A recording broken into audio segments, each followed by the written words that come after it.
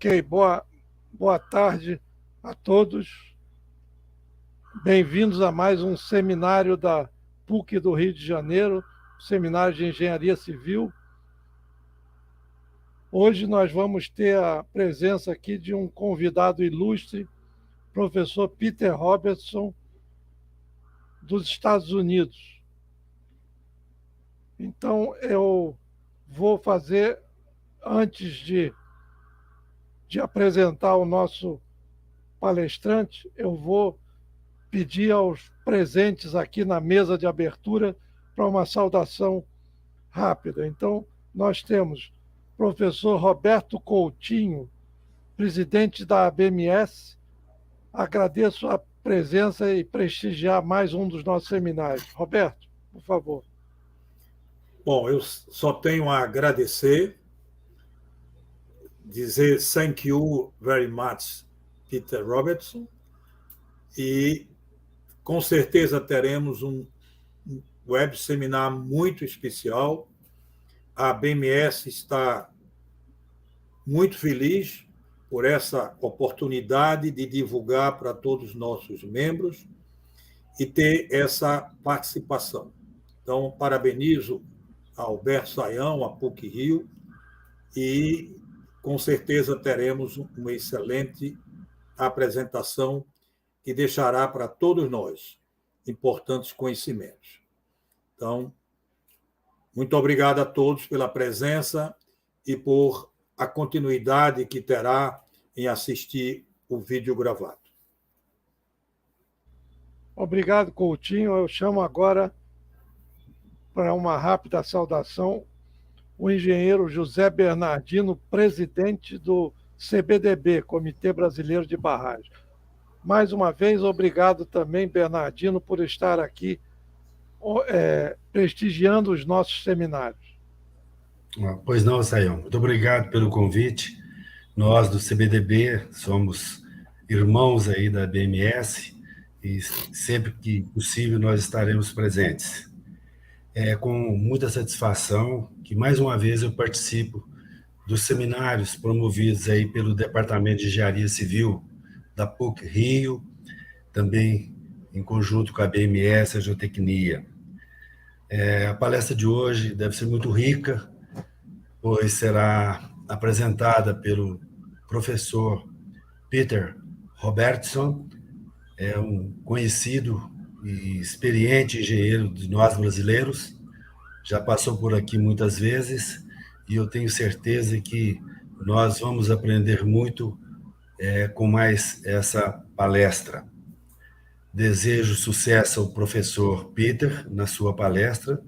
Desejo também a todos os participantes que aproveitem da palestra, porque eu tenho certeza que bons conhecimentos nós vamos receber do professor Robertson.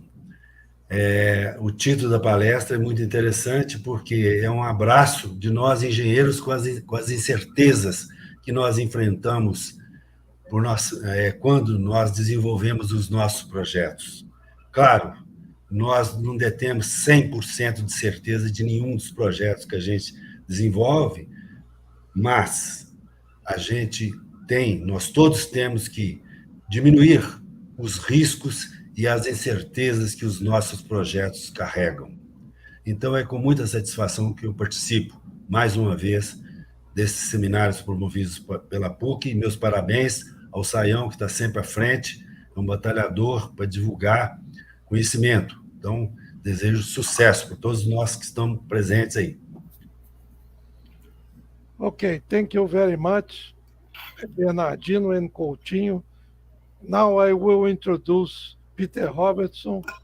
I ask Peter Robertson his permission to present his biography in Portuguese. Ok, Peter?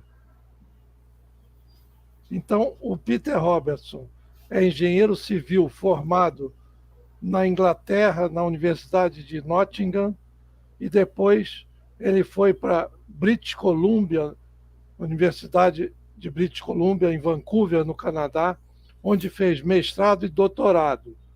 O doutorado foi finalizado em 1983. Ele tem grande experiência acadêmica, foi professor na Universidade de British Columbia, depois um assistente de pesquisa na Universidade de Turim, na Itália, onde ele passou um período com o professor Jamilkowski, e retornou depois para o Canadá, onde foi professor na Universidade de Alberta, colega do professor Morgenstern. Ele depois foi vice-decano na área de pesquisa e planejamento, trabalhou lá em Edmonton e depois foi para a Califórnia, onde reside atualmente, é diretor da Greg Drilling and Testing, na Califórnia, uma empresa de investigações geotécnicas. A parte de publicações, eu vou ter que resumir muito, porque ele tem mais de 240 publicações. Mais um livro, 6 capítulos de livro e vários manuais de projeto de engenharia. Teve várias homenagens e premiações, e, em particular, eu acho que deveria citar a premiação do Robert Quigley, da Canadian Geotechnical Society, e também ele já foi eleito como um dos Cross Canada palestrantes, Cross Canada, fazendo uma palestra convidada em todas as principais capitais e núcleos da Sociedade Geotécnica Canadense. Enfim, ele é especialista na área de liquefação e vai nos dar uma palestra sobre incertezas, uncertainties, na engenharia geotécnica. Então, Peter, thank you very much for accepting this invitation to be back again to PUC Rio.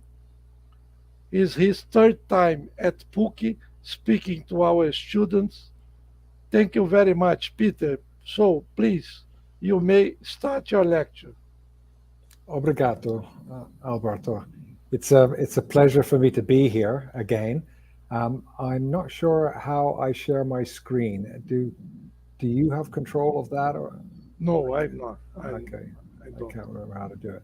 It says that I'm sharing it, but I'm not sure. Do you see the slides? Not yet. Okay, now you do. It's coming, yes. Yeah, now we do. Yeah, okay, good. Okay, well, I wanted to talk today about this topic that geotechnical engineers should embrace uncertainty. And the reason for doing this is that my time at the University of Alberta with Professor Morgenstern is a few years ago, Professor Morgenstern started to use this term that we're moving from a period of certainty to uncertainty. And so that's essentially what I want to talk about. And it covers that risk and uncertainty are characteristics of geotechnical engineering due to uncertainties and variability in material properties, external loads, analytical models, and interpretations. And designs approaches are evolving to account for uncertainties. So at the start, I'll talk a little bit about how the design approaches are evolving. We'll talk a little bit about uncertainty, and then I'll show an example to try and illustrate some main points. But when I was teaching at the University of Alberta, quite often I would say to graduate students that most of what we do in geotechnical engineering is not strictly correct because we make many assumptions, etc. But the art of geotechnical engineering is, of course, to get the correct answer, even though much of what we're doing is not strictly correct. So what I mean by that is that, we often make lots of simplifying assumptions, and one could argue that by the time we make these assumptions, we're not strictly getting the right answer. But the trick is to actually strive to get the correct answer. And so if we look at how design approaches have evolved, historically, most of design was what could be described as a prescriptive approach. And this was the traditional approach, usually based on an overall factor of safety, particularly when it comes to dams and slope stability. And modern design codes are also based on factor of safety. And in fact, for foundation design, increasingly it uses partial factors of safety, such as load and resistance factor design, particularly as it's embedded in the European Eurocode design. However, this can lead to complacency and depends on the competency of the designer, particularly for higher risk projects. And the factor of safety becomes unreliable if the site has a brittle failure mode. And I'll describe what I mean by that in a moment. And this table here is just an illustration, and it's from the Canadian Dam Association of 2007. And for dam design, they would recommend some prescriptive design factors of safety. So during construction, they would allow a factor of safety of 1.3, and then in the long term, 1.5, and under post-earthquake conditions, 1.2. And so you're probably all familiar, of course, with the Fajon tailings dam failure, often referred to as Brumadinho, since Brumadinho was the town nearby. And so you're mostly familiar with this video. And of course, the unique thing about this failure was that it did occur in the middle of the day, and there was a high quality video camera established that was permanently monitoring the dam. And so this is the view from the camera, and it looks at the front of the dam. The dam is a couple of 100 meters long, and it's about 80 meters high, and it was predominantly upstream constructed. And the dam failed a little after midday on the 25th of January, 2019. And so when I start the camera, there are people on the structure. There's a drill rig located roughly in the middle near the top there. And there are some other people working on the main bench. And there were also some people lower down. And there were also some cattle grazing on the grass. But if I start the video, you'll see how the failure occurs. It drops at the crest. Here's the crest dropping, the toe bulges out, and it rapidly begins to move out and fail. And so in the period of about 5 to 10 seconds, the complete failure is over. So the complete face of the dam has completely moved out in the period of about 5 to 10 seconds and rapidly accelerates and starts to move downstream. And then, although I've stopped the video here, the video that was available from the rear of the facility shows the crest dropping away. And then after that initial failure, there would then be a second slice that came off, because you can see that there's a near vertical face left standing after the initial failure. So after about a few seconds, this face likewise fails.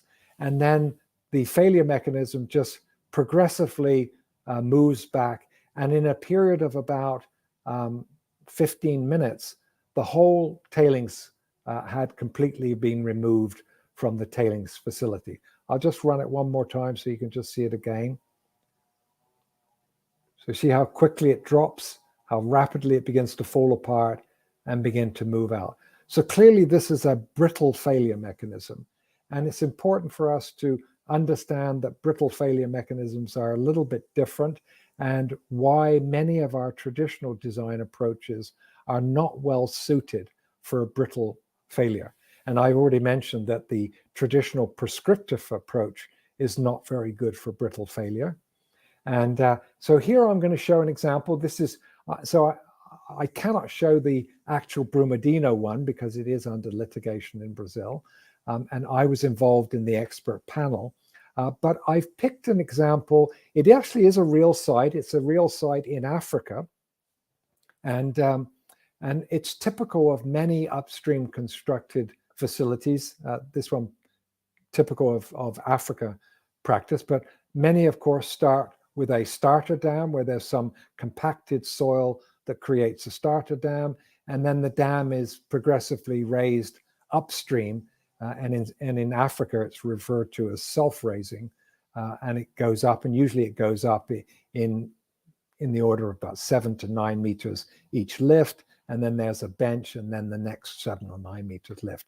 So here I'm showing this typical example from a site in Africa, and it has a high phreatic surface because it's got a pond up on the top of the tailings facility, and the compacted starter dam has relatively low permeability, but it's not completely impermeable, so the water does flow through the starter dam and then comes out at the toe.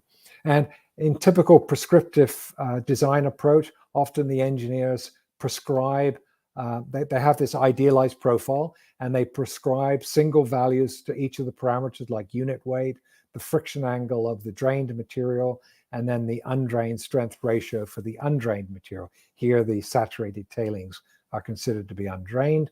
And then they use limit equilibrium, deterministic, and they calculate a factor of safety. I'm just showing an example. This is not actually the factor of safety for this structure. It's actually a little bit lower. But I'm illustrating what's typically displayed. And here it's displayed as 1.268. And it's quite common that it's displayed to 2 or 3 decimal places. And the downside with this is it gives a perception of certainty. So when you tell the client that you've calculated the stability and you've calculated the minimum factor of safety is 1.268, it gives the client a perception that you've got tremendous accuracy and certainty to your analysis, which of course is not true because you don't really know what these parameters are. You don't really know what the ground conditions are. You've just got an idealized profile. So then design evolved from the traditional prescriptive into one that can be referred to as a more precautionary design. And what this is, it's essentially the traditional prescriptive approach, but combined with the observation method. So it's built around the principle that performance that indicates any potential failure can be identified and monitored to determine if mitigation measures are needed. That's the basic concept behind the observational method. But it requires contingency design and action that can be implemented in a timely manner. And of course, you saw from that example from Brumadinho that with a brittle failure mechanism, typically you don't have time to respond. If the failure can occur in 5 or 10 seconds, you clearly don't have time to give any response to it.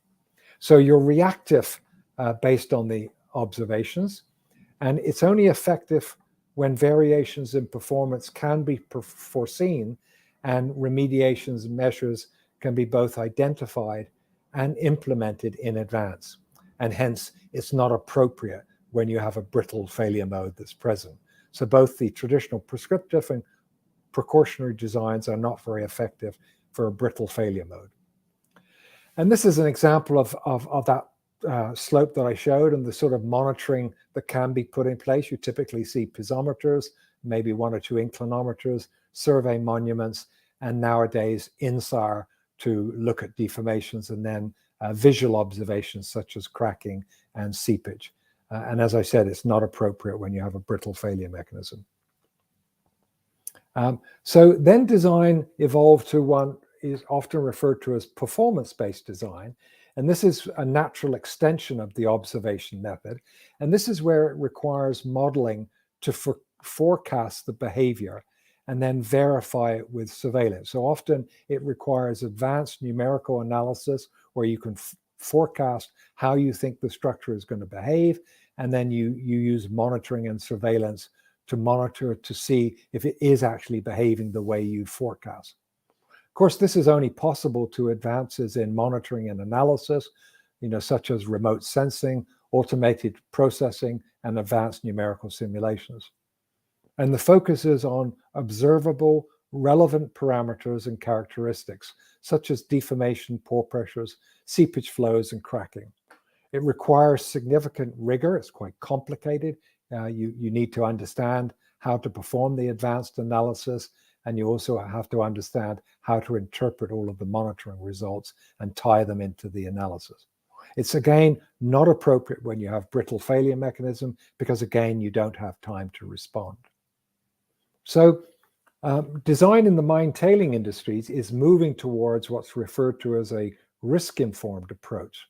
And this is driven in part by these recent failures, particularly the two in Brazil, the Fundão failure, and then of course the Brumadinho one, both of which were brittle failures that had significant consequences. And that's what's pushed the industry into changing its design approach and moving towards a more risk-informed approach. And it's based on probability and reliability concepts, and I'll briefly describe what those are. And it uses a target annual failure probability or target reliability index to verify margin of safety. So moving away from calculating factor of safety and now trying to operate in the world of probability. It's informed by appropriate assessment of risks and uncertainty. So what is risk-informed design? And so we need to cover the basic elements of uncertainty and probability. And here I'm going to use a number of figures that come from a very nice publication by Suzanne Lacasse in 2019. It was a European paper, and she talked about the same topic, and she showed some very nice basic diagrams on uncertainty and probability. And so I've made use of those. And so here on the left is a classic plot of frequency, in this case against undrained shear strength, and it shows a typical sort of bell distribution where you have a mean and a standard deviation, and the coefficient of variance is that standard deviation divided by the mean. The uncertainties come from two sources. They can either be aleatoric, that's a rather complicated word, but it basically means due to variability. And we know that soils often have natural randomness, and you cannot reduce this natural randomness, but what you can do is you can do more testing to at least try and quantify what that randomness is.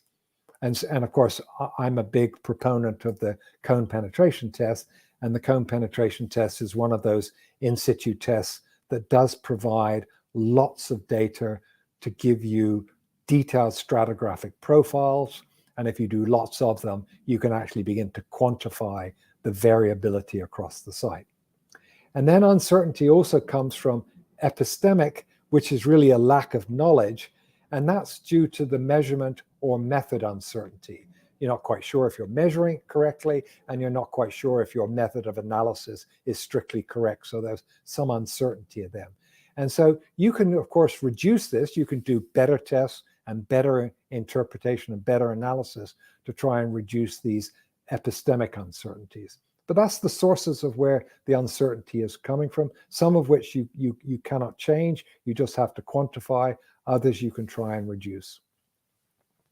Now, when it comes to what the risk of failure is, then Suzanne shows this nice diagram that you have some uncertainty in the load. You've got a mean value and a standard deviation of the load, and then you've got a mean and standard deviation in the resistance. And although in general the resistance is larger than the load, there is a small risk that there could be a finite probability that failure could occur, which is basically the area of the overlap of these two distributions. So both load and resistance have uncertainty, and the failure probability relates to the overlap of the two uncertain distributions.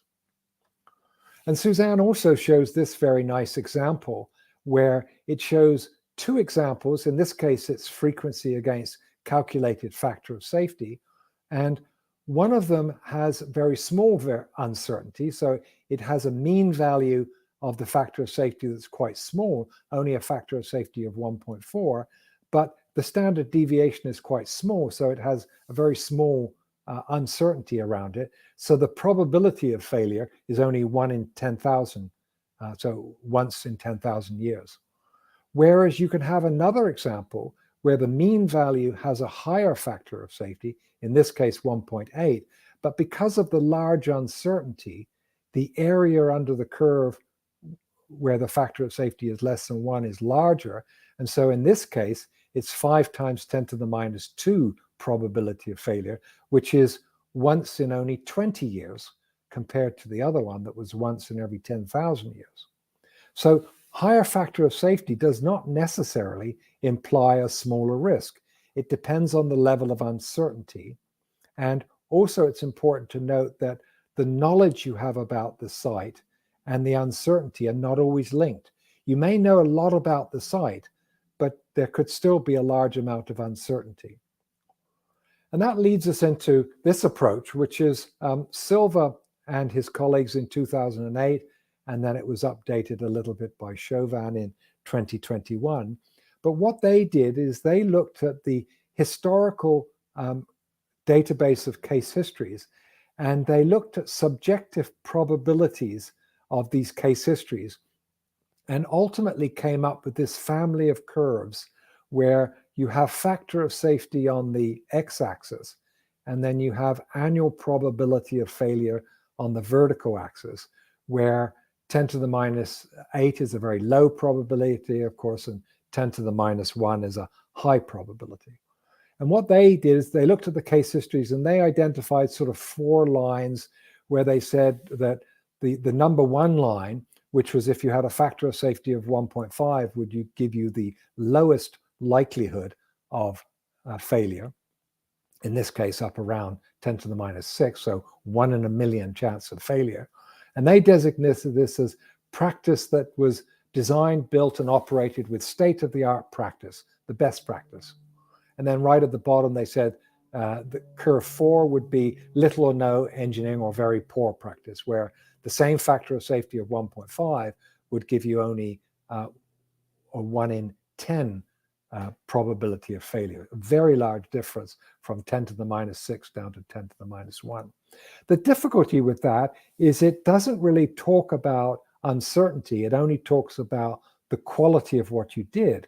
And as we saw from the previous plot, is the knowledge or the practice you have may not be linked to the actual level of uncertainty.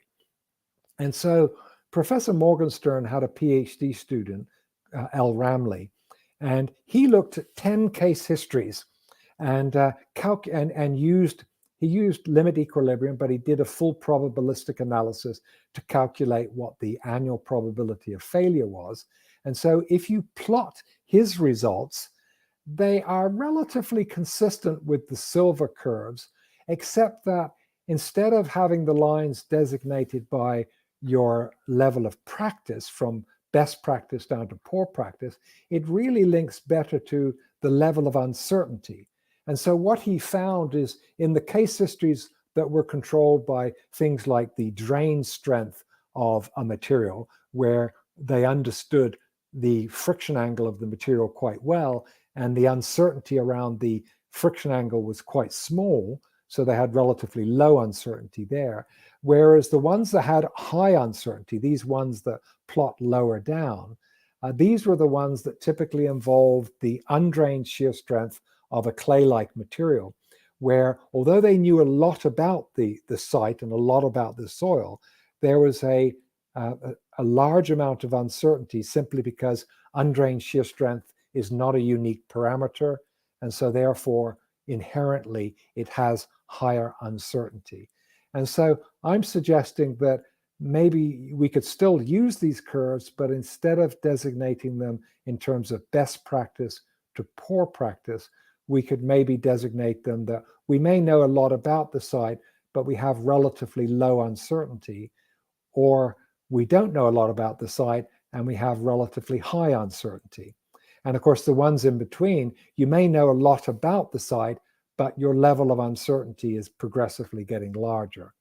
So an example could well be a tailings dam where you're looking at the undrained strength of the saturated tailings, and you're interested in the peak undrained strength, and you're interested in the liquefied undrained strength.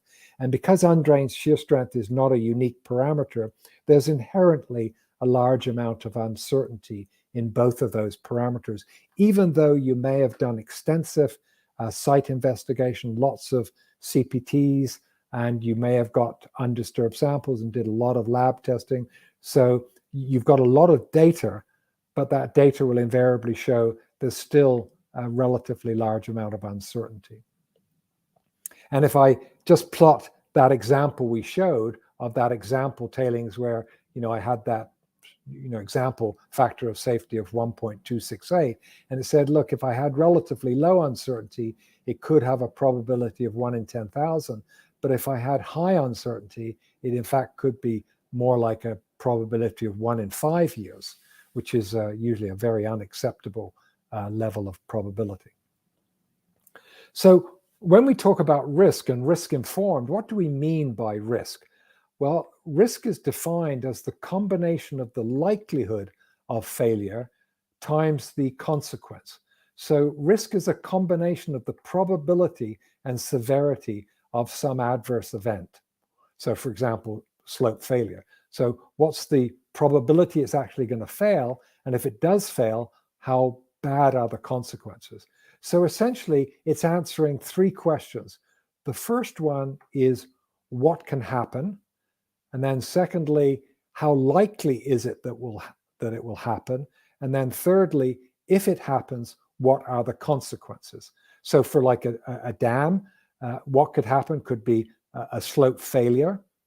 And then how likely is, well, what's the probability it will actually fail? And if it does fail, how bad can the consequences be? And so risk is higher when the likelihood and consequences of failure is higher, and risk is lower when the likelihood and consequences are lower. So the different types of analysis, we've got deterministic analysis. So this is typically suitable when there's little uncertainty in failure modes, parameters, and forces. And no randomness is involved in the estimates of future states. So you just calculate a factor of safety. It aims at demonstrating that the facility is tolerant to identified hazards within a design basis, and it evaluates a nominal performance. So you have some prescriptive design that you're often basing it to, and you're seeing if it's going to be acceptable based on those prescribed minimum values. It does not consider the full range of possible outcomes, nor does it quantify the likelihood of such outcomes. And of course, it may underestimate the risk. So we've got probabilistic analysis. And of course, this is more suitable when uncertainties govern. And of course, in most geotechnical problems, we have large amount of uncertainty. So ideally, many geotechnical problems should be handled within a probabilistic framework. And then attempts are made to include all possible scenarios, their likelihood and impact. So instead of just analyzing one, like that example I gave at the beginning of a prescriptive approach that calculates a single minimum factor of safety, you want to look at all possible scenarios and all possible outcomes. And it's comparable to a series of sensitivity analysis. So if you don't know how to do detailed probabilistic analysis, at least your first step should always be to do a sensitivity analysis.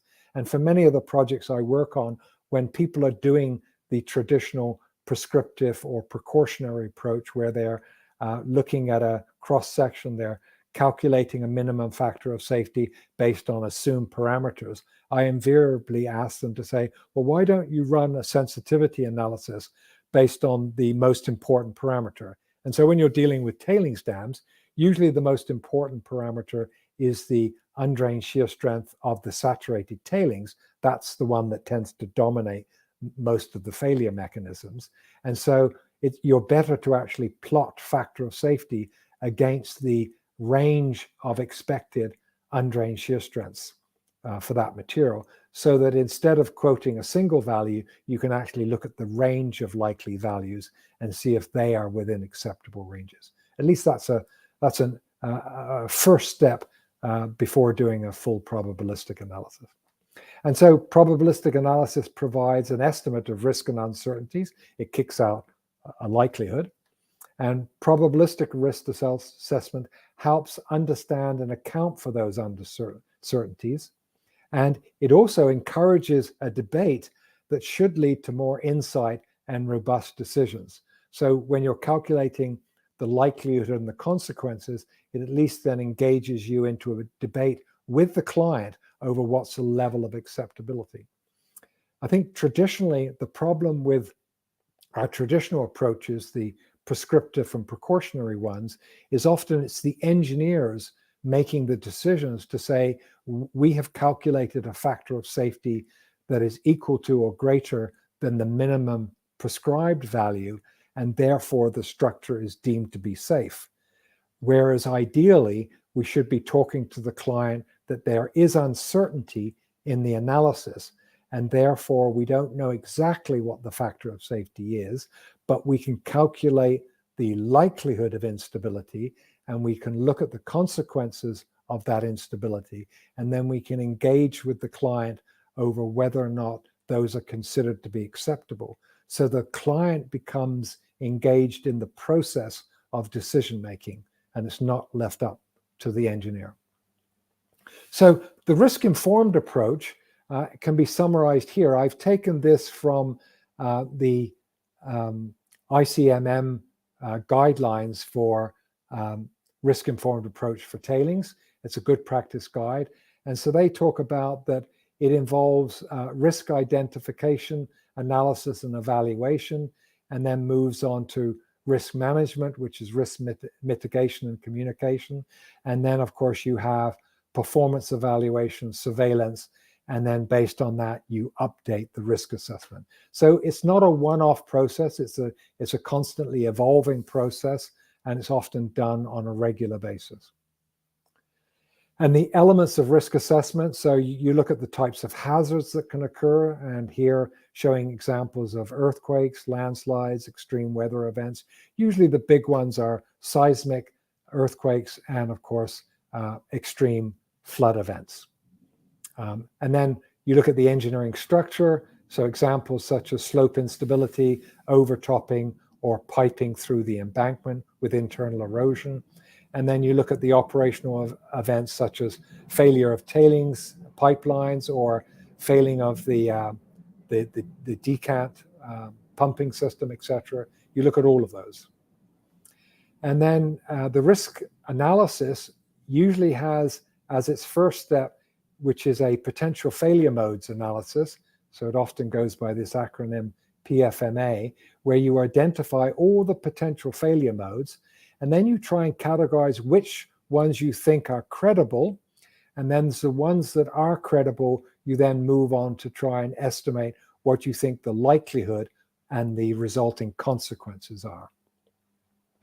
And when it comes to risk analysis, there are three sort of broad approaches. There's a qualitative approach, which is where you make subjective estimates through consensus of experts. So you'll have a group of experts around the table, and you just ask them to make estimates, subjective estimates, based on their experience and knowledge. Or you can do a semi-quantitative approach, which is becoming very popular. And so this uses semi-quantitative estimates through calculations and consensus of experts. And there are a variety of ways to do it. Here I'm just illustrating an event tree approach, and I'll explain that a little bit more. But an event tree tries to look at the various sequences that have to occur that result in the ultimate failure and then result in some consequence. And you try and estimate what the likelihood of each of those sequences are so that you can ultimately get to a probability of failure for a certain type of failure mechanism and its resulting consequence. And then last, you can actually do a full quantitative method, and this requires full probabilistic analysis, such as something like Monte Carlo simulations, which is where basically you then have a computer that tries to run through the event tree and look at all possible outcomes. And then when it comes to consequences, you then need to define consequences. And here's an example. This comes from the global industry standard on tailings management, often referred to as GISTM. And what's nice about this is they've got 5 categories of consequence, from very low up to extreme. But traditionally, where consequences are often looked at in terms of potential loss of life, they're saying that you should look also at the environmental consequences, health and social and cultural consequences, and then infrastructure. And then on the end, I've added maybe also some clients may want to add reputational consequences. if you have a very severe failure, then it can be a big blow to the reputation of the owner, and they may deem that as unacceptable. I won't go through this table in detail, but it just illustrates that you do need to come up with some sort of classification matrix of what you are going to define as low, high, and extreme for consequences. And then GISTM has design criteria, and so here I'm showing the flood ones and the seismic. But what's interesting is when you look at this, is when it comes to closure, GISTM is basically saying, for closure, you need to design for 1 in 10,000 year events. So basically, the industry is beginning to recognize that during the operation of the tailings facility, where often they're designing for lower return period events, ultimately, they're going to have to design closure for a 1 in 10,000 year event. And so increasingly it's, well, why not design with closure in mind and begin to create geometries that are going to be able to be stable under these bigger event conditions of 1 in 10,000 year either flood or seismic events. Now, when it comes to communicating risk to stakeholders and to clients, quite often you see what is often referred to as frequency consequence charts, sometimes referred to as FN charts. The N meaning that the consequence is often simplified down to number of fatalities. I don't like it when it just narrows it down to numbers of fatalities, because as GISTM shows, there's also environmental and other consequences that need to be looked at. Anyway, this one was developed originally by Whitman, and then it was updated by Davidson. But what it shows is that as the consequence becomes higher, you need to operate in lower likelihood of occurrence. So it's often described as acceptable societal risks based on historical data. The challenge now is that society may have acknowledged these risks, they may not have accepted them. So the issue of acceptable societal risk is still in question. And then the US Bureau of Reclamation has simplified the guidelines to something similar, again using number of estimates. And quite often you see this line at 1 in 10,000 or 10 to the minus 4 represents sort of the limit for any sort of single mortality. And that comes from statistics that the example in the corner here from Canada, that the annual probability of dying is about 1 in 10,000 when you're in the early years of your life. Of course, it goes up as you get older, but when you're young, it's about 1 in 10,000. Of course, as I've added here, if your child dies, it's unlikely that you're going to think it's an acceptable risk, just because statistically that shows what has happened historically. Obviously, society is striving for a lower likelihood of death. So in terms of communication, it's common that this sort of what's often referred to this traffic light system, which on the vertical axis is this probability of failure, and on the horizontal axis is the consequence category. And here it's very qualitative, from high to very low probability, and from low consequence to high consequence, and often colored red. You obviously want to stay out of the red region where you've got high likelihood and high consequence. You would prefer to be in the green area, which is low likelihood and low consequences. However, generally it's sort of too qualitative when the consequences become high. It's too subjective and too qualitative. And normally you try to move to something that's more semi-quantitative. And I've illustrated now where instead of likelihood just given in orders of low to high, they're actually given actual probabilities. And so this is sort of an example. But it's important to recognize that the stakeholders need to define their risk tolerance. So the red area is really where the stakeholders, the people living downstream and the owner, need to define what they consider to be an acceptable risk, or which area is acceptable to them. And increasingly what we're finding is industry is moving to where they want zero tolerance of human fatality. And so here I took a photograph from a mine site where the core values were posted up on the wall, and the first core value was zero harm workplace. So the mining company was essentially stating that they wanted zero harm, zero fatality. And of course, clearly this is aspirational in nature, because you can never guarantee that no one is going to become harmed. Accidents can and do occur, but it's clearly showing that the industry is moving towards zero tolerance. And if we move towards zero tolerance, then really the risk communication says that anything other than a low consequence is unacceptable. So everything goes red except the low consequence. And the focus is to push everything into the low likelihood and low consequence. So probability of failure tends to play a smaller role, and it's more controlled by the consequences. So now it's common that most structures have breach analysis carried out to try and quantify what the consequences are and to try and reduce those consequences as much as possible, either by designing away the failure or also reducing the resulting consequences. I'll skip that slide because we're short on time. So I'm now going to run through an example. This is the example I showed you before. So I've given a little bit more detail. So it's an upstream constructed tailings dam. It's got a starter dam that's about 15 meters high.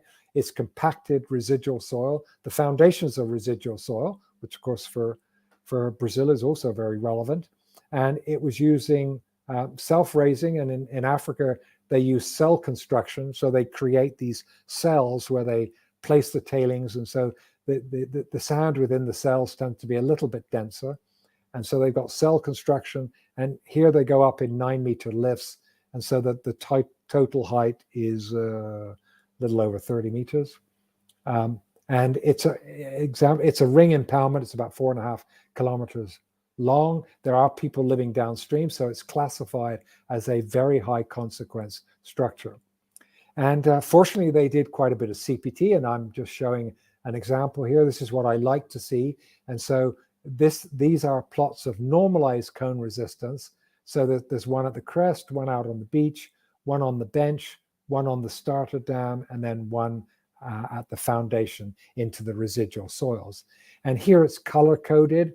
And so the brown are sands and the green are silty materials. So it's interbedded silts and sands, which is fairly common. And so the fines content is generally greater than about 50%. It's generally non-plastic or low plastic tailings, and it's interbedded sands and silts. So in the cell construction, it's a little bit more coarse sand and a little denser. And then the tailings below are generally much weaker. They're saturated and they're predominantly silt size, but interbedded with some coarser sand layers. And the starter dam is more clay-like, and you'll see later it's more dilative in nature, and the foundation materials are more clay-like as well. And so if you want to determine the piezometric profile, fortunately, the CPTs have pore pressure measurements, and there were frequent dissipation tests. And so from these frequent dissipation tests, you can calculate the piezometric profile. And what's observed, which is quite common in a lot of these tailing structures, is there is slight downward flow. And so instead of hydrostatic conditions, the piezometric profile is less than hydrostatic. And in this particular case, it's approximately 70%. So there's a slight downward and lateral flow towards the toe and down in towards the foundations. And it's quite consistent. And you can see that the saturated tailings are all generating positive excess pore pressures, but the starter dam has negative excess pore pressures, as does the foundation materials, because they're dilative in nature. Now, a common error that I see is quite often people will install piezometers. In this case, I'm showing some vibrating wire piezometers. And so what happens is if you install a single piezometer and then you measure the pressure, then quite often people will assume hydrostatic conditions and determine where the phreatic surface is. And this, of course, is not correct, because in this particular case, there's downward flow, so it's not hydrostatic. So the real phreatic surface is higher than what you would assume if you had a single piezometer. So ideally, you want at least 2 piezometers installed at a single location so that you can verify the piezometric profile and then correctly determine where the phreatic surface is. So that's one of the first errors. The other one is because of seismic CPT, people are beginning to measure both shear wave velocity and P wave velocity, and they're saying, well, we're getting low P wave velocities, so that means the tailings are not saturated. But the thing to be careful of is up in the top corner here. I'm showing P wave velocity as a function of degree of saturation. And so what we observe is that if it's 100% saturated, you typically get P wave compression wave velocities of about 1500 meters per second. But if it drops to about 95% saturated, the P wave velocity drops off markedly. Now it's down around 500 meters per second. So a big decrease in P wave velocity, but yet it's still essentially behaving unsaturated. What it is you've got small little bubbles in the void spaces. So it's still 95% saturated. So if you were to shear it, it would behave in an undrained manner, even though the P wave velocity is quite low. So compression wave velocity is not a very reliable way to detect whether or not soils will behave in a saturated manner.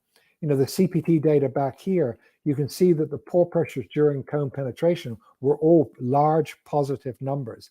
So we're showing that during penetration, the tailings were behaving as if they were saturated.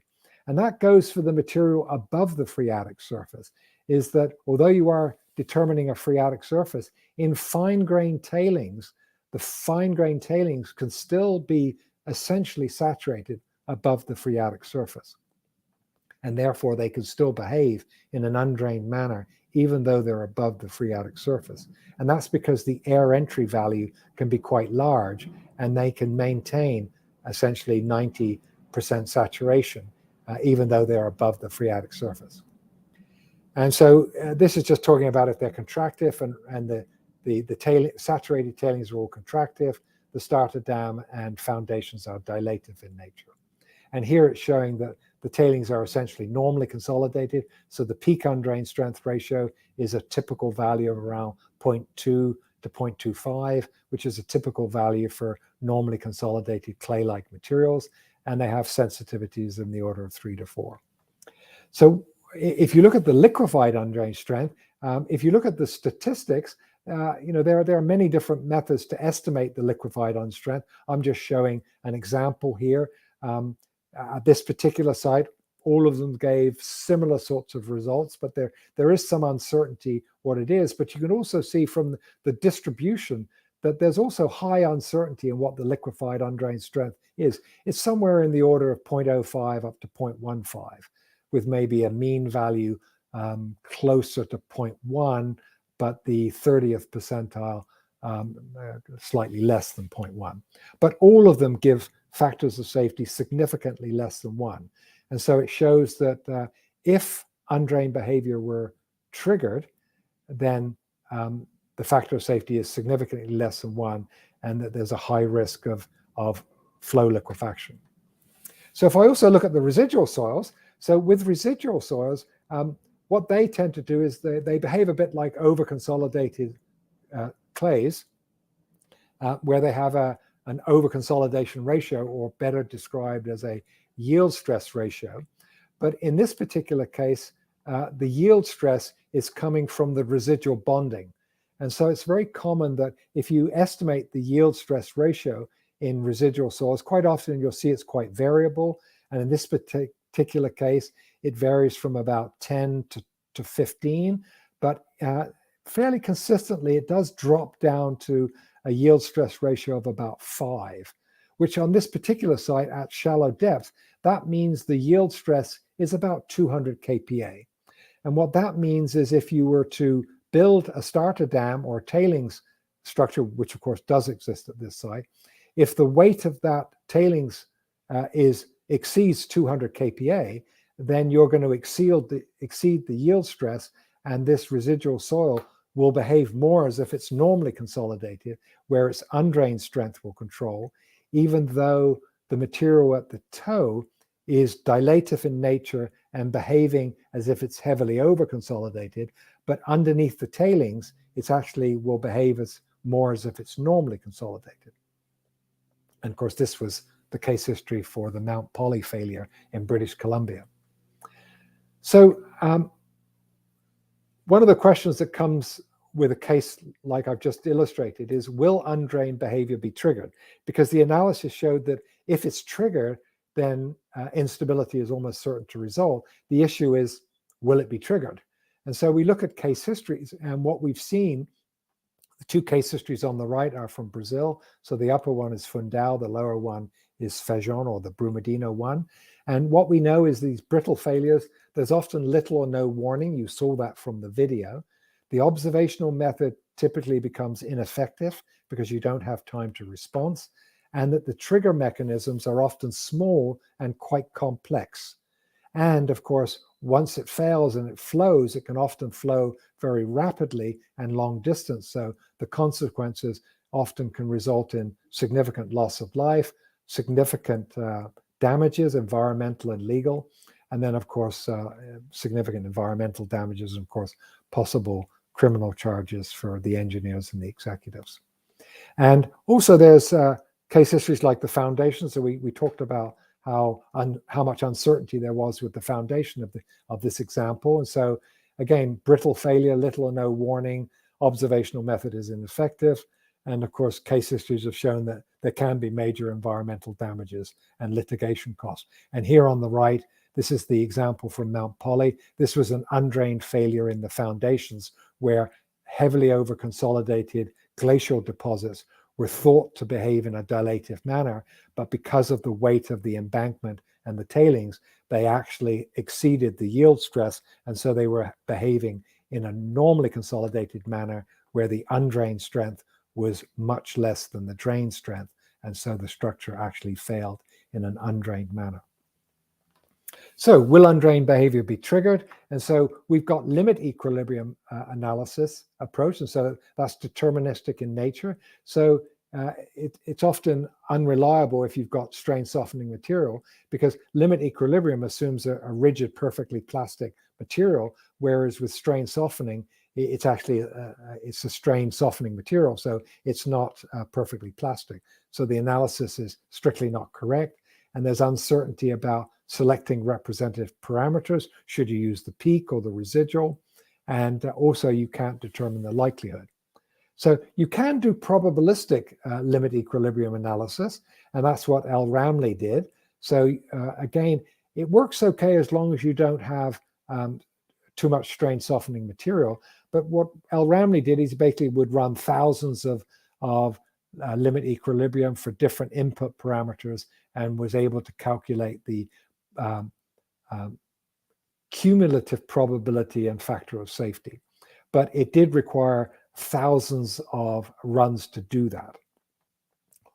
Or of course, you can run advanced deformation analysis.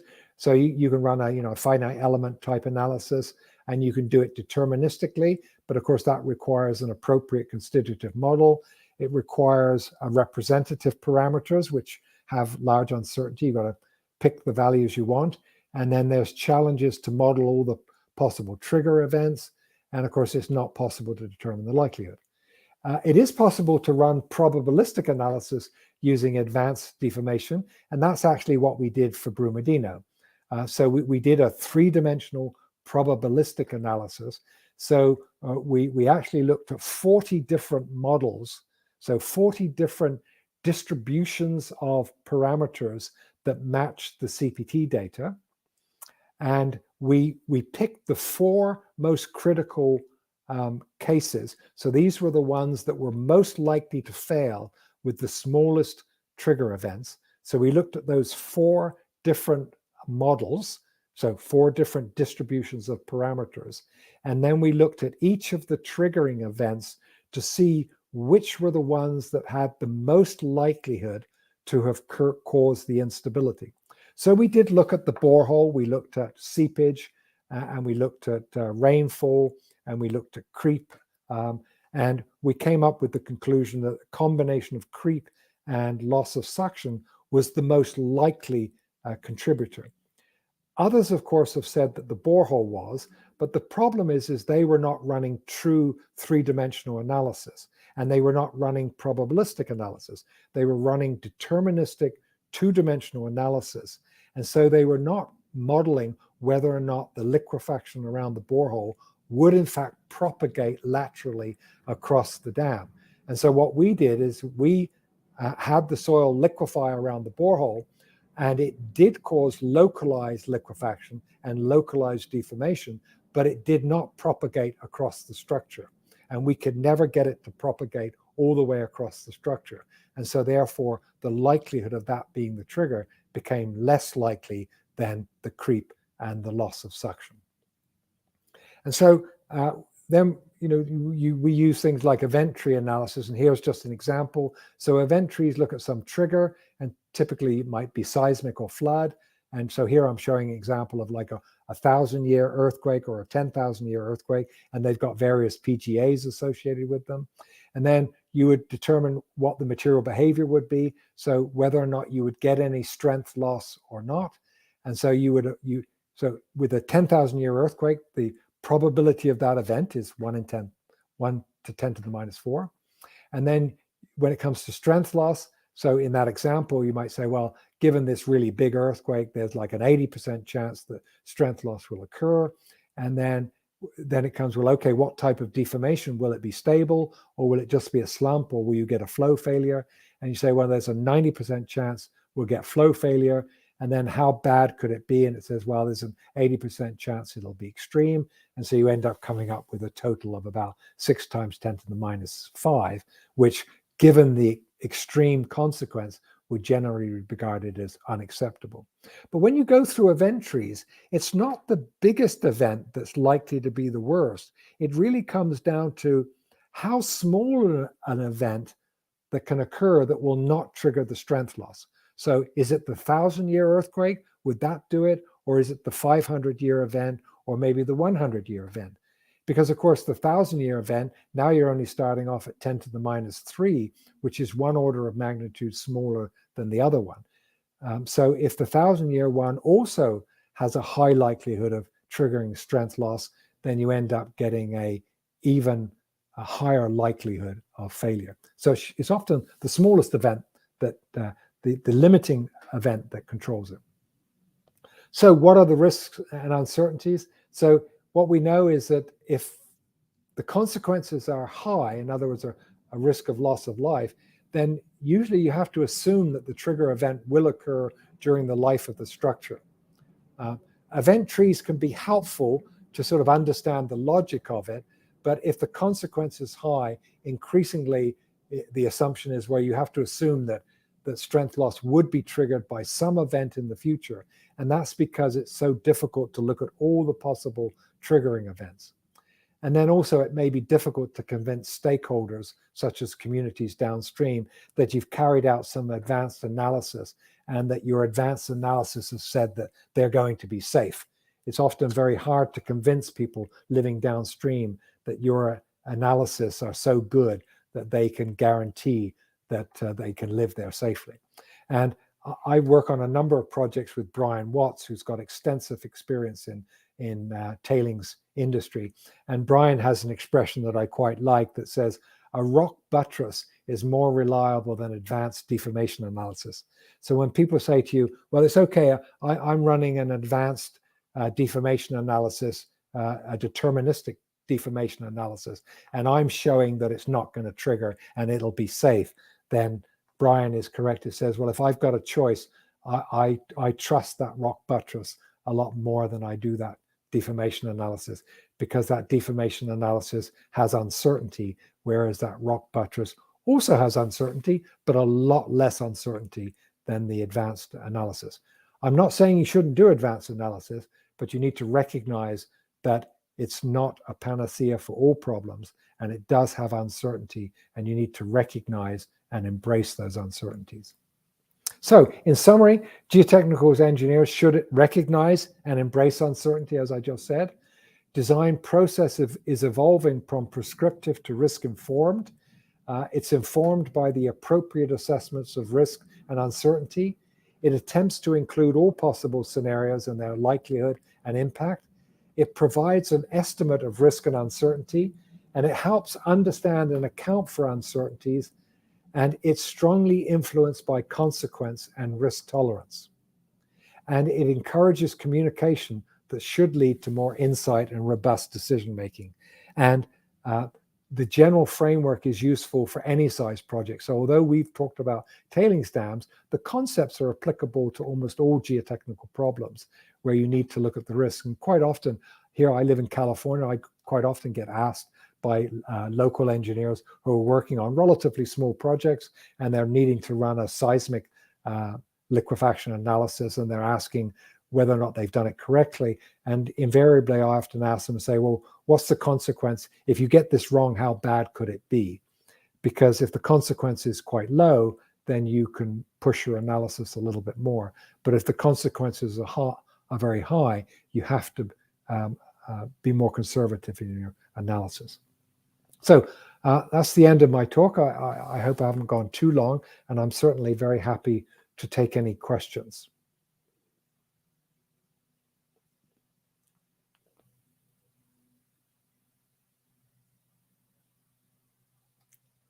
Okay, I'm not hearing anything.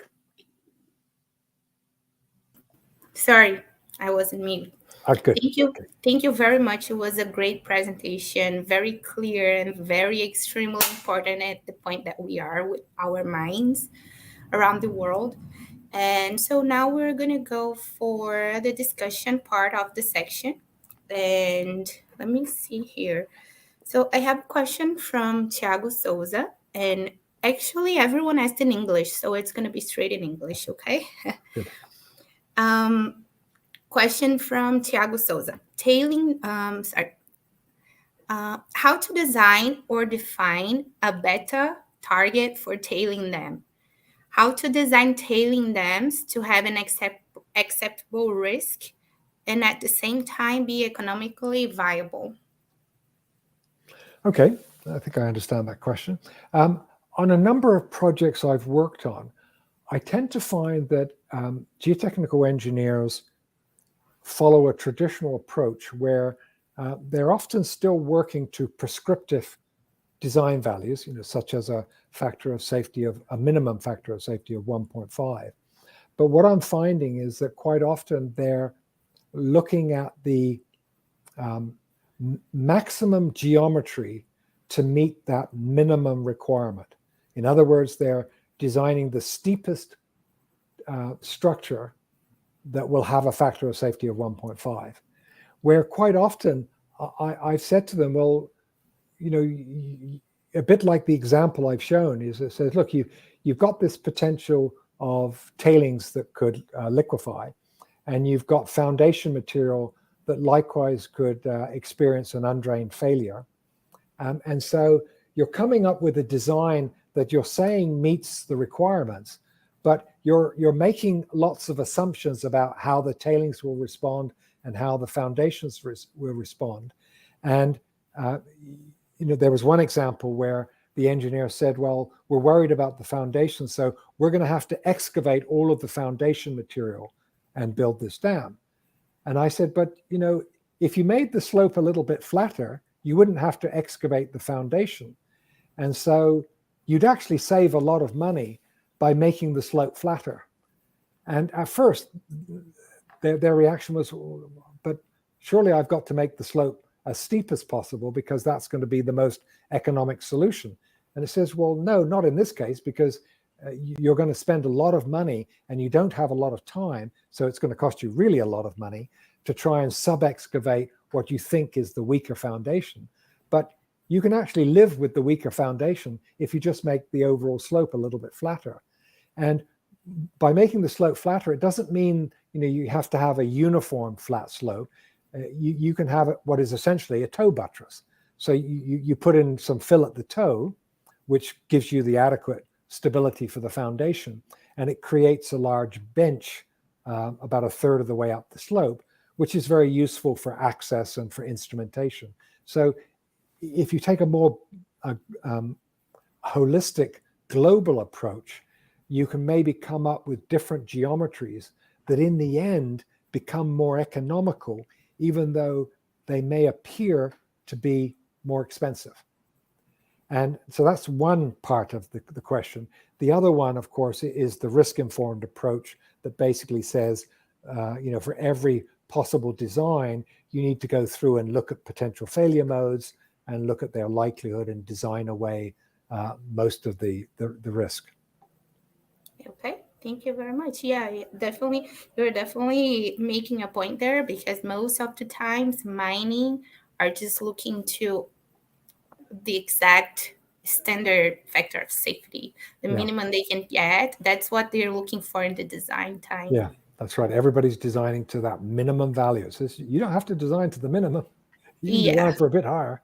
And particularly when you're going to closure, it's saying, look, this structure is going to have to go to closure one day.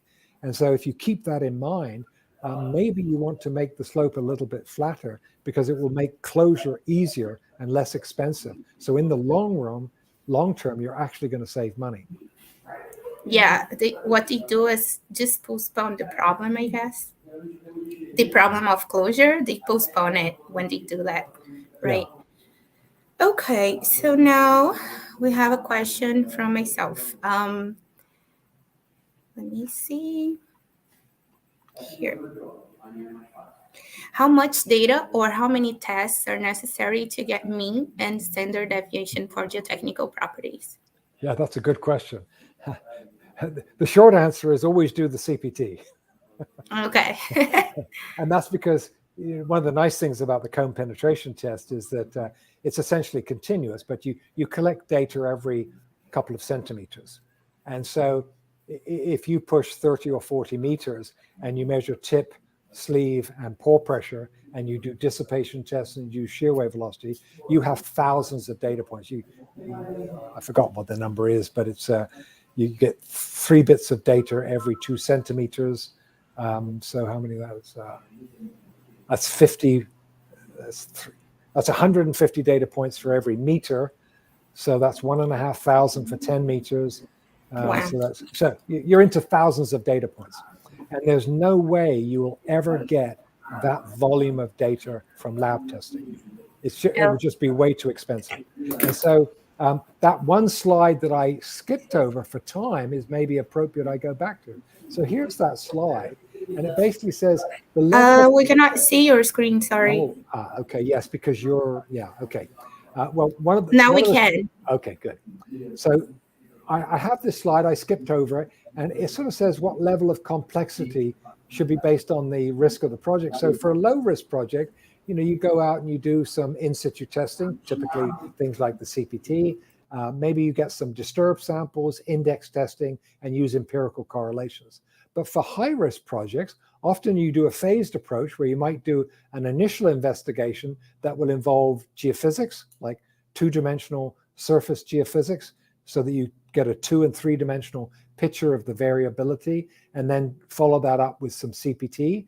And then based on the results of that, you would identify the critical zones, like the weaker zones. And then based on that, you would go and do detailed investigation, which would involve high quality undisturbed sampling in the critical areas. So the layers that are going to control the stability, and then do usually a relatively small amount of lab testing. I mean, it can be quite a lot of lab testing, but it's never going to give you thousands of data points.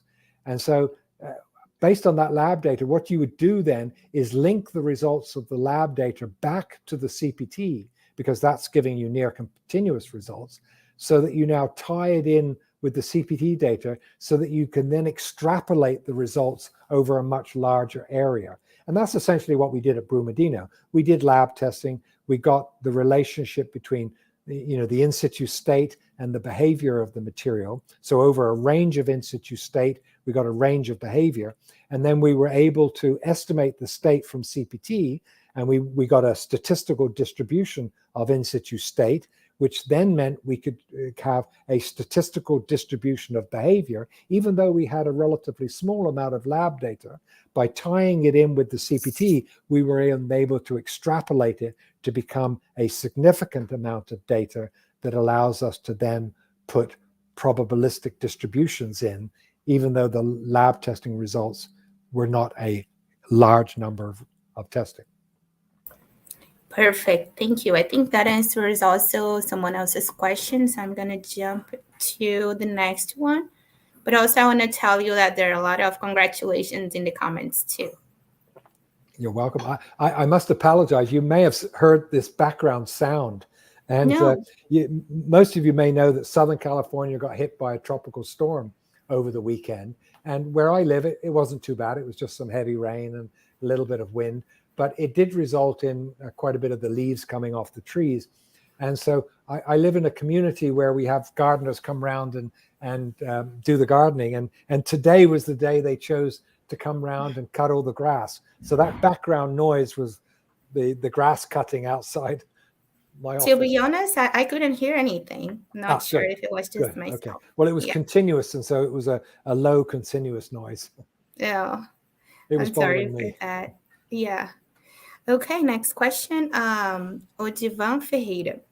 Could you please comment on the effects of cone penetration driving rate on correlations to yield geotech parameters? Yeah, that's the first one. Yeah, actually, there's been a lot of research recently about rate of penetration. And we know that in clean sands, it's predominantly drained. And we know that in fine-grained clays, it's predominantly undrained. But when you get into silt, so silt tailings, the issue is that, well, it might be partially drained, and therefore we're not getting quite the right answer. And what's interesting is that, let me see if I got it here. Yeah. Look at this little diagram up in the top left-hand corner. This is the soil behavior type chart. One sec. We cannot see yet. Okay. Please, Giovanna. Thank you. Can you see it now? Yeah.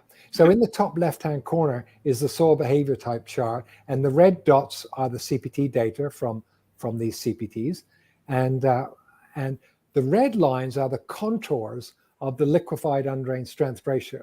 And so you can see that they're diagonal and they pass predominantly through the middle of the data.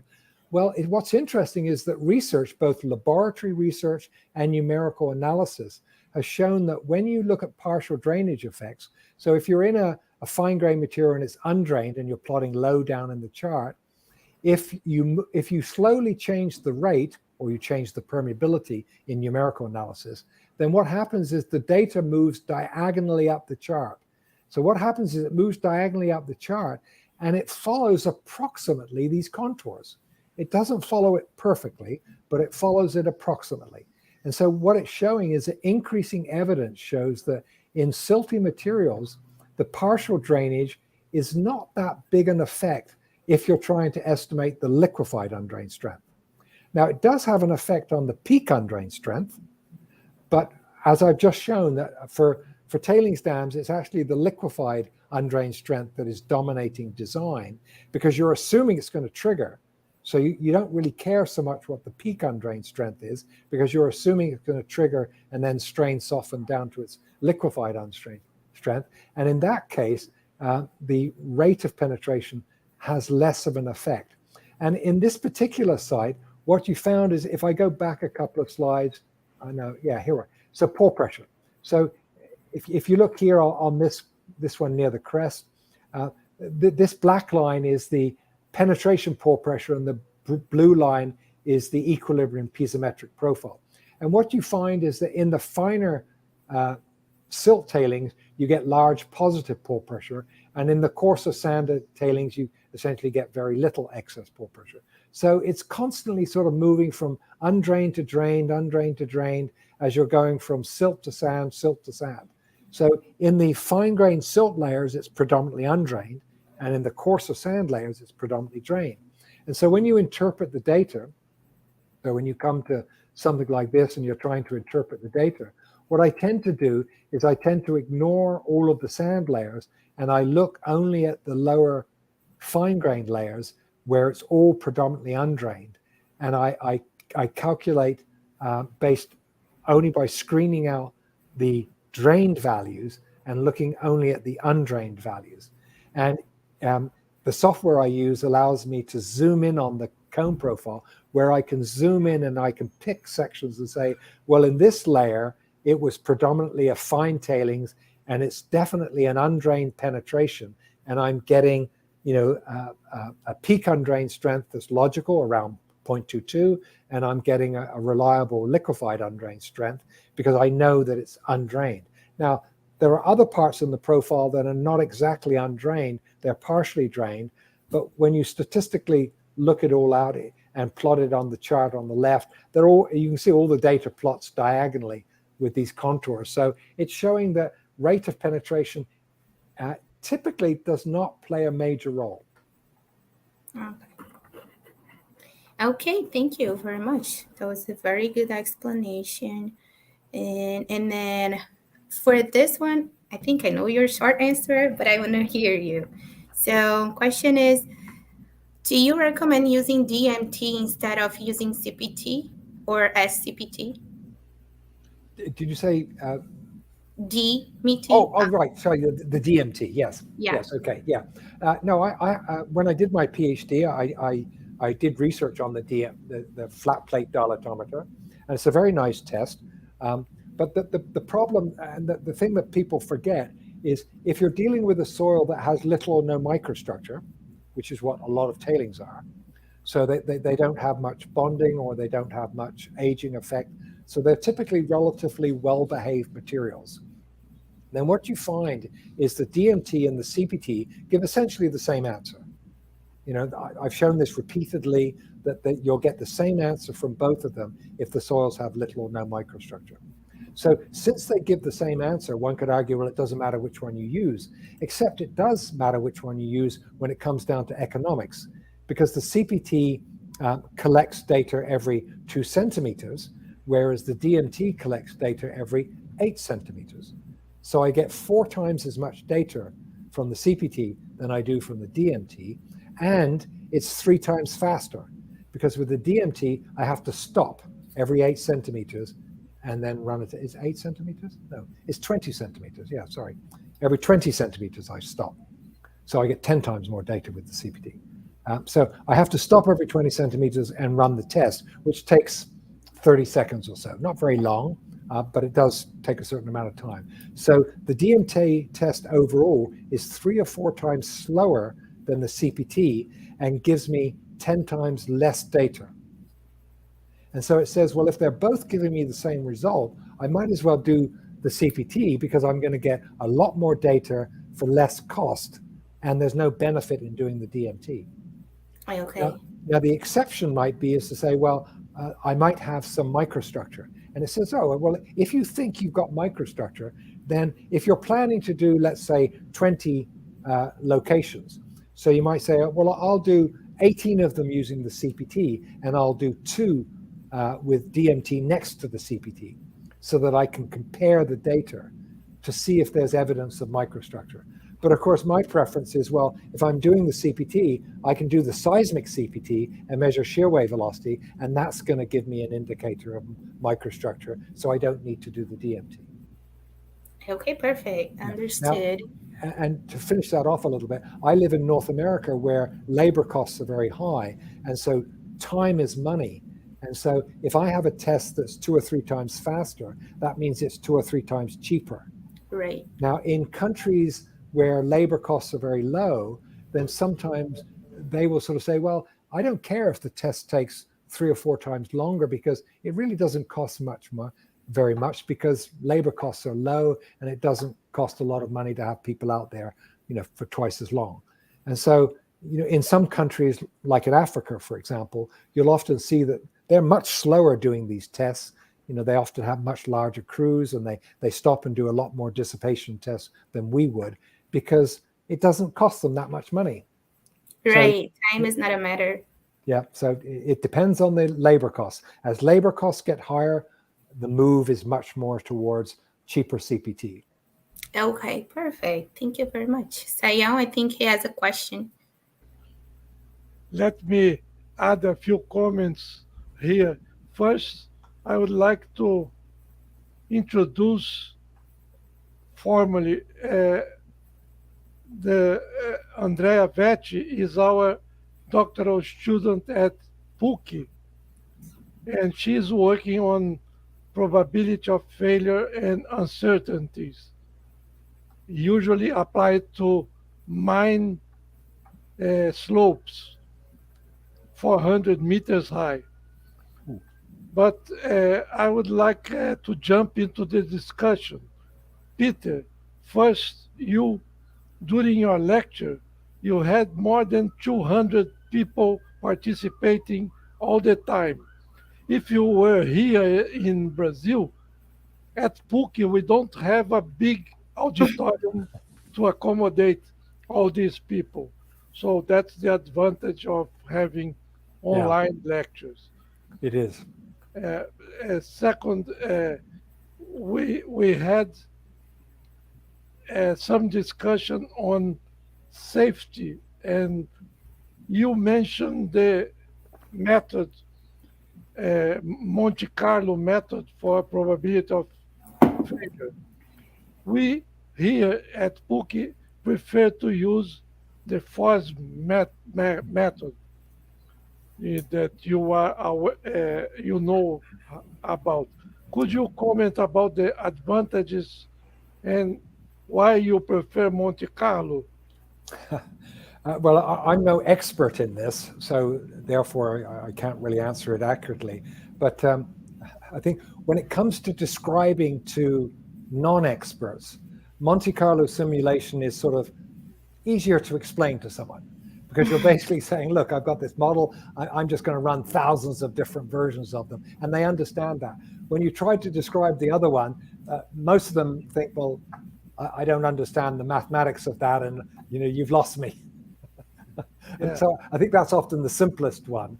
And I think one of the reasons that probabilistic approaches have been so slow to become accepted into practice is because of the difficulty in communications. Because historically, if you say to a client, I've designed this slope to have a factor of safety of 1.5, then everybody sort of understands what that means. And the client sort of says, oh, so there's a 50% margin of safety here, because you said 1.5. So I understand that. If you say to the client, well, your slope has a 1 in 10,000 chance it'll fall down, and the client will say, well, that doesn't sound very good to me. Okay, but it could fall down. Okay, but in the mining industry, they are used to probabilities. Yeah. So perhaps specifically on mining works, we should try to incorporate a probability of failure. And I think, and you're exactly right. The industry is moving in that direction, because the mining industry is becoming better informed, and therefore, this whole risk-informed approach is becoming almost standard practice. So most of the clients are now beginning to become knowledgeable and comfortable in the use of the terms risk and probability. Okay, to finish this discussion, and then I will ask Andrea to rotate among the participants here at the table. We have Roberto Coutinho and our president of CBDB. But to finish this, you mentioned about Brian Watt's recommendation on rock buttress. What other measures for improving safety would you recommend? Yeah, In tailings dams specifically. Yeah, I gave a talk in South Africa a couple of years ago. It was a virtual talk because it was during the pandemic. And they specifically wanted the discussion of, is it possible to build safe upstream constructed dams? And the answer is, yes, it is. And in the oil sands industry in Alberta, many of their structures are upstream constructed. But the common feature is that they have much flatter slopes.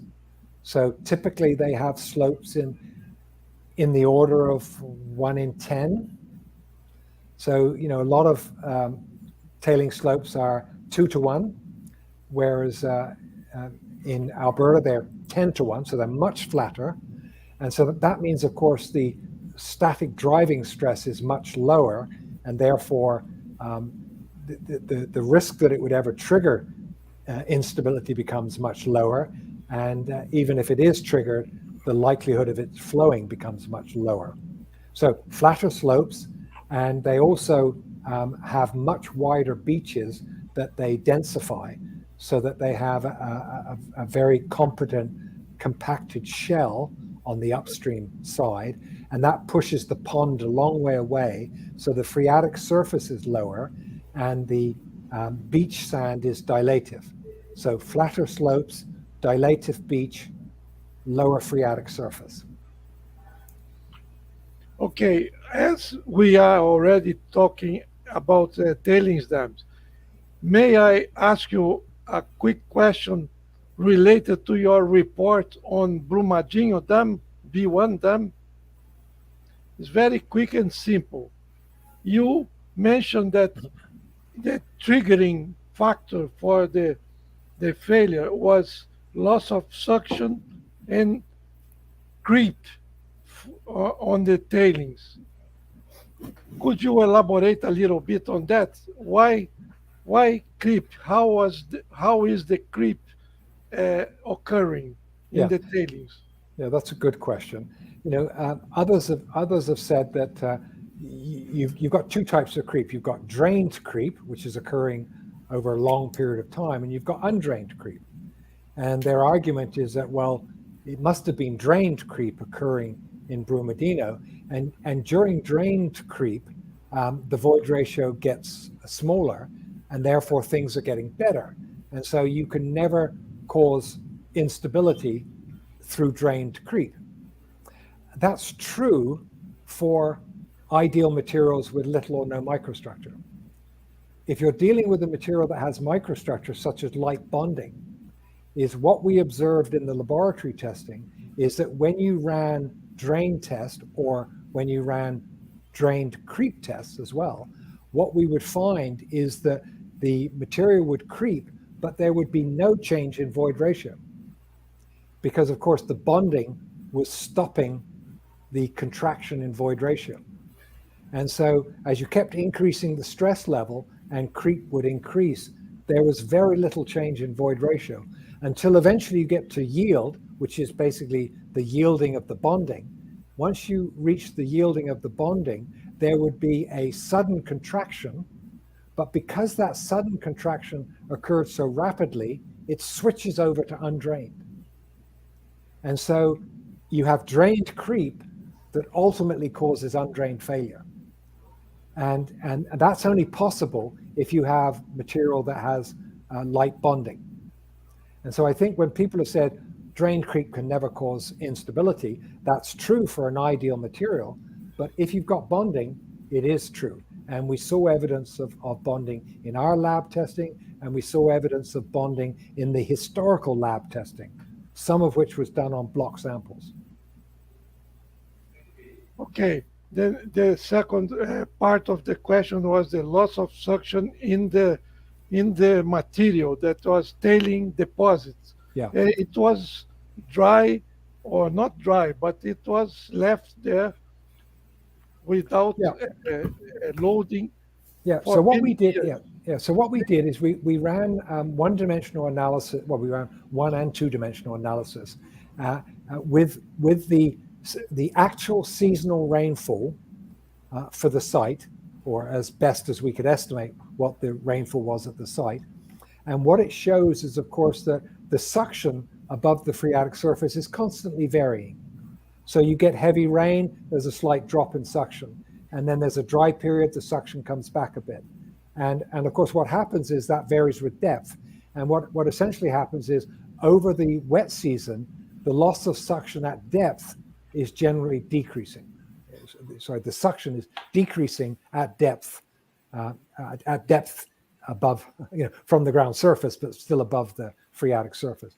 But what our analysis showed with the three-dimensional numerical analysis is that the creep alone could have caused the instability, but our calculations were showing that the level of deformation was a little bit larger than what had been observed at the site. And so what we found is that small amount of loss of suction, when added to the creep, matched the observed behavior better than creep on its own. So it was the combination of the two that kicked it over the edge on that particular day. We'll never know for sure exactly what happened, but at least our analysis showed that the most likely contribution was those two things acting together.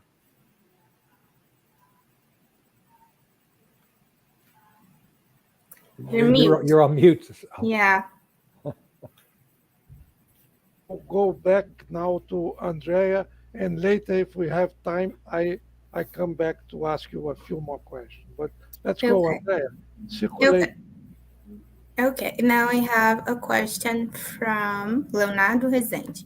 How to determine suspended or purged water table and tailings? In several projects, this evaluation is not being carried out, and sometimes plastic behavior is being confused with non-plastic behavior. Yeah, so the definition of a perched water table is where you have a low permeable layer and that water is sitting on top of it, creating a groundwater that just sits above the low permeability. And below it, it could be dry, hence the term perched water table. But quite often what happens in tailings facilities is you have a seepage regime. So you often have interbedded tailings, sandy tailings and silt tailings. So you have relatively high permeability layers and relatively low permeability layers. And you've got water being put in at the top into the pond or maybe just the pond on its own. And you've got rainfall as well.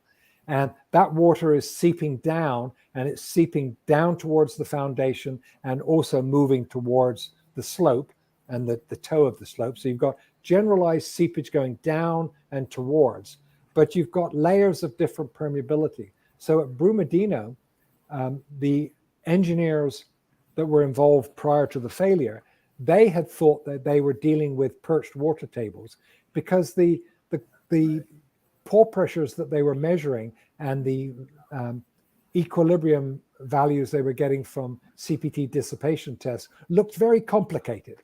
And when you looked at them on a profile, they didn't give you a straight line. They were not hydrostatic, and they were not a straight line of some value less than hydrostatic. They tended to zigzag. And so they looked at this and said, well, this is very strange. We probably have perched water tables. But when we ran both two-dimensional and three-dimensional seepage analysis, putting in all the layering and putting in the different permeabilities, we were able to match the measured piezometric profiles remarkably accurately. So we were able to predict this sort of zigzag pattern.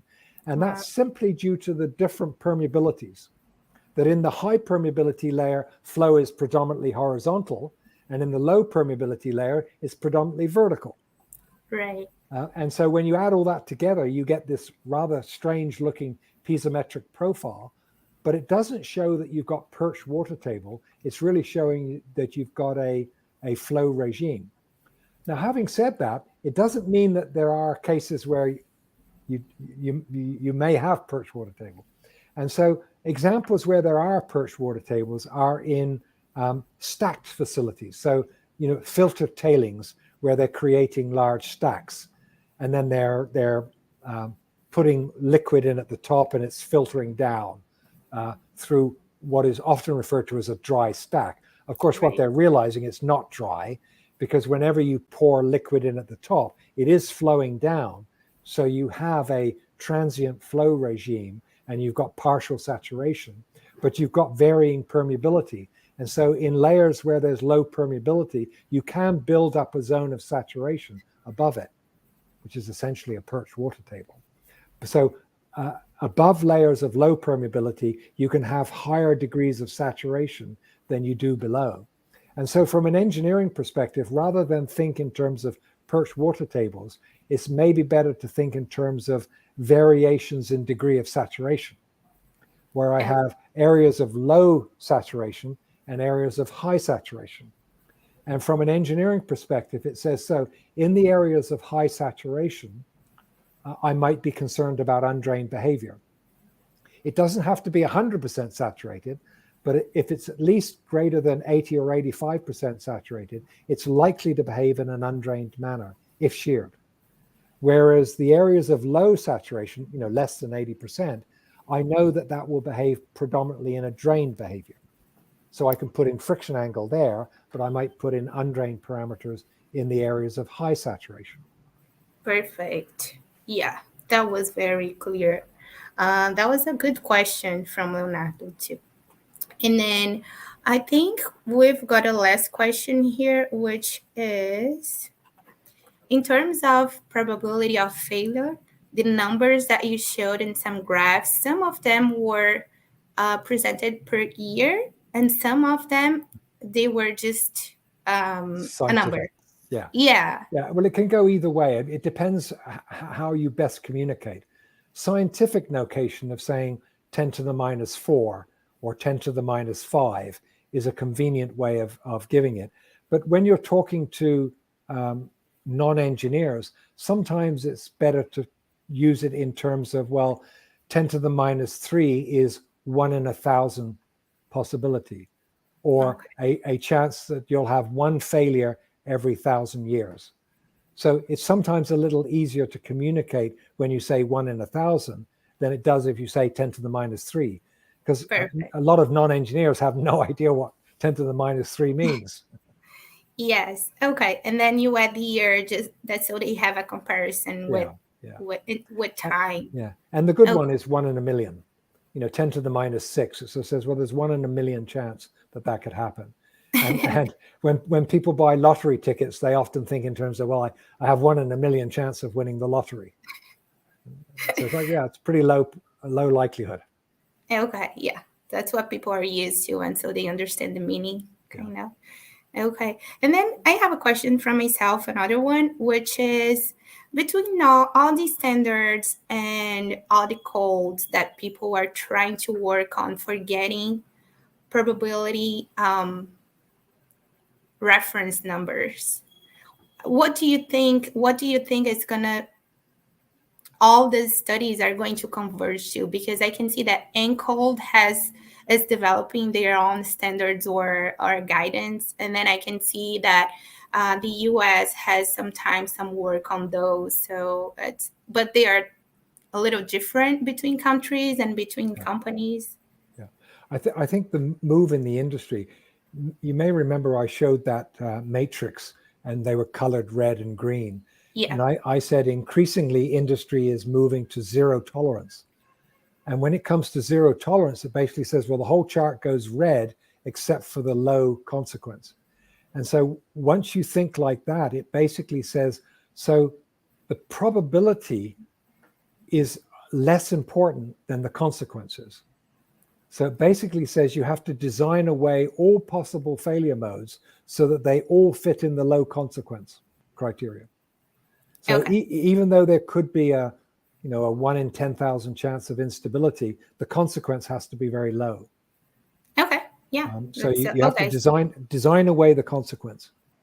Okay. So the most important variable for lowering the risks, in your opinion, are the consequences, not so much the probability. Okay. Yeah. And so in the mine tailing industry, a lot of work is going on right now to improve breach analysis, because in the early day, breach analysis was a hypothetical breach of the whole structure. Now, increasingly, they're saying, no, the breach analysis should be linked to the credible failure modes.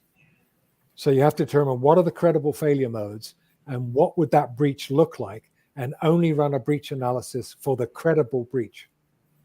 Okay. Perfect. Not a hypothetical one that takes the whole thing away. Right. Okay. All right. Thank you so much. I think we're done with questions, unless Sayam and the other participants would like to join us to the discussion. Okay, I would like to ask Peter a little bit about his professional career.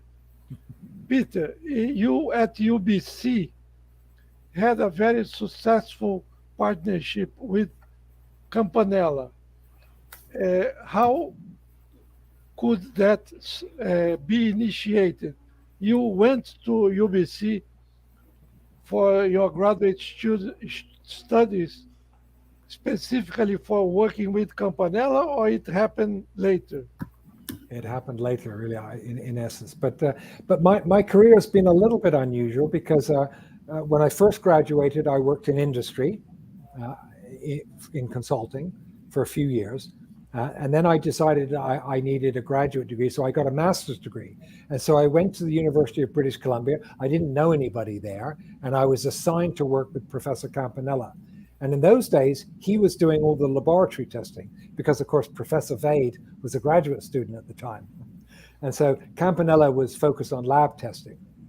And then as Professor Vade became a professor, and Campanella realized that he wanted to move to do something else because Professor Vade was doing an excellent job on the lab testing. And so Campanella realized that he wanted to basically take his laboratory into the field. So he wanted to do in situ testing. So after I did my master's degree, which was in laboratory testing, and it was actually on creep, I did creep failure of quick clays in Canada. And the interesting thing about the quick clays in Canada is they're lightly bonded. So hence I understood the principles of light bonding and creep when I did my master's degree, which quite by fortune. And after I did my master's degree, I went and worked in industry. I worked for Golder in mine tailings, and then I moved to Hong Kong and I worked there in residual soils. And it was after that 6 years worth of work that I began to realize that I needed to go back and do a PhD, and I needed to decide what I wanted to research. And I really realized that I wanted to research site characterization because I felt the way we were doing site characterization could be a lot better. Drilling and sampling generally wasn't very good in those days. And so I wanted to do in situ testing. So I looked at a number of universities around the world. And when I contacted Professor Campanella and said, I'm thinking about coming back to do a PhD, and I want to do it on in situ testing, is there anywhere he could recommend? And he said, well, as it happens, I'm moving into in situ testing, and I'm building this truck that will enable us to take the laboratory into the field, and it'll be finished at the end of this year. So if you come back, the truck will be ready. And so it was pure happenstance that I decided I wanted to study in situ testing, and Campanella was moving into that area, and he had built all the equipment. And so it was perfect timing to go back to UBC to do my PhD and to work with Campy. And because I had worked with him before, I knew how to interact with him. Because as you may recall, students used to come up to me and say, how did you manage to get out in 3 years? Because the rest of us are taking 5 or 6 years. We can never get out as fast as you did. What was the secret? And I said, the secret is how you communicate with Professor Campanella. And so I used to give coaching to the students about this is how you communicate with him. Make sure you get out on time. Because he was a bit of a perfectionist, and so would always want you to stay longer to do more. And when I did my master's degree, again, I was very lucky because he said, well, look, I've got a block of undisturbed sample from a site in Quebec of quick clay. And so I want you to do research on creep on this block sample. And so I was fortunate. I only had one block. And so once I had used up the whole block, I couldn't do any more testing. So when he sort of said, well, we should do some more tests, I said, I don't have any more sample. I'll write it up and finish my master's degree. Yeah, very good. I got lucky. Your career is beautiful because you had the opportunity of working with people that are very well known, like Jamilkovsky and Morgenstern. Yeah. Yes, I was. What could you summarize from these two icons? Well, I was lucky because I worked at UBC, and there was Finn, Campanella, Byrne, and Vade, excellent people in all of their areas. So I had excellent mentorship in the basics of my master's and PhD. And when my PhD was coming to an end, I stayed on for a few more years, and I got a fellowship for 5 years that enabled me to stay. But at the end of end of 3 or 4 years, I could see that there was no academic position available for me at UBC. And fortunately, Professor Yamlakowski had invited me to come to Italy. So I had the opportunity to go to Italy and spend actually a year and a half working with him. And I worked inside his company, Studio Geotecnico Italiano, SGI, and a little bit of time at the university. So I was able to work quite closely with him, both on consulting and research, which was really quite nice. And then I was fortunate that at the end of that, when I was looking to return to Canada, the stars were aligned, and Professor Morgenstern called me and said, "We have a vacancy coming up at the University of Alberta. Are you interested?" And I said, "Yeah, I think that would be perfect." So I went to University of Alberta, and of course had the opportunity to work closely with Professor Morgenstern, as well as other people. I worked closely with Dave Seago and others there.